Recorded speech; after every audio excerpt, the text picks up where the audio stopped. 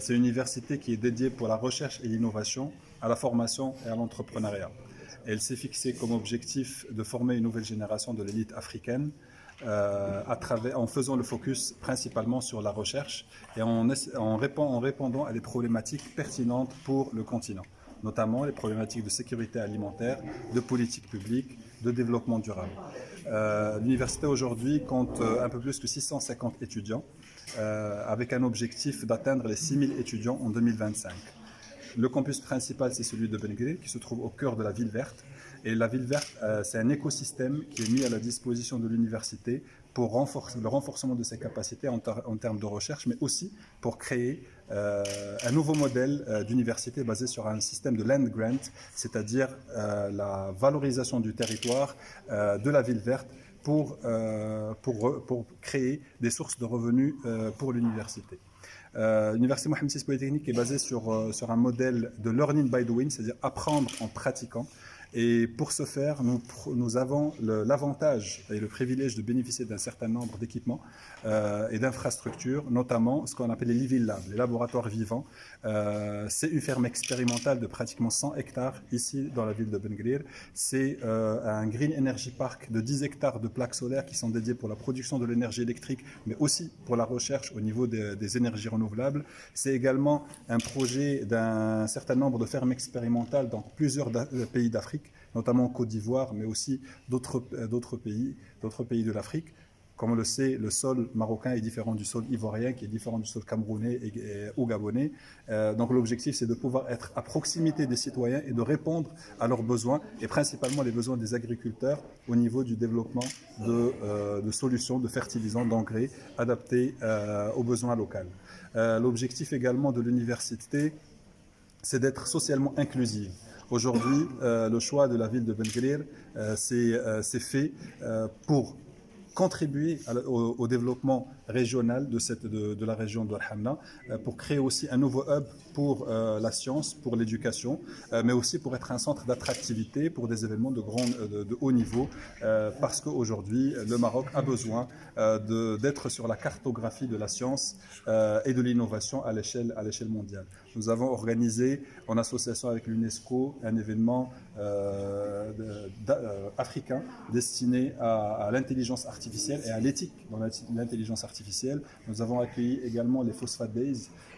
C'est un événement qui a regroupé d'éminents scientifiques dans le domaine de la recherche dans les phosphates. Et aujourd'hui, nous sommes en train de travailler sur un certain nombre de projets en ligne avec la mission de l'université pour accueillir des forums scientifiques qui peuvent donner de la valeur ajoutée à nos chercheurs et à nos étudiants. Notre ambition, c'est de répondre aux problématiques économiques, sociales et de développement durable en général au Maroc et en Afrique, mais aussi de contribuer à positionner le Maroc et à positionner les universités marocaines parmi les universités les mieux positionnées dans le monde. Et on sait aujourd'hui que l'évaluation des universités se fait par leur production intellectuelle, par le produit de la recherche, par leur publication.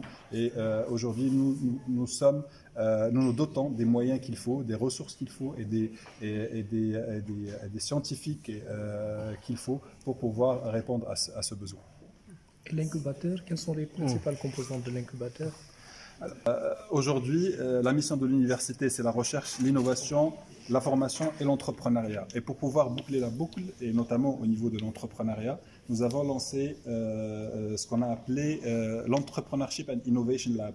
C'est un espace dédié pour l'incubation des startups, principalement les startups qui sont issues des différents programmes, des différents laboratoires de recherche de l'université. Ils sont ouverts pour les étudiants de l'université qui ont des idées de lancement de start-up, qui ont des produits, des idées innovantes.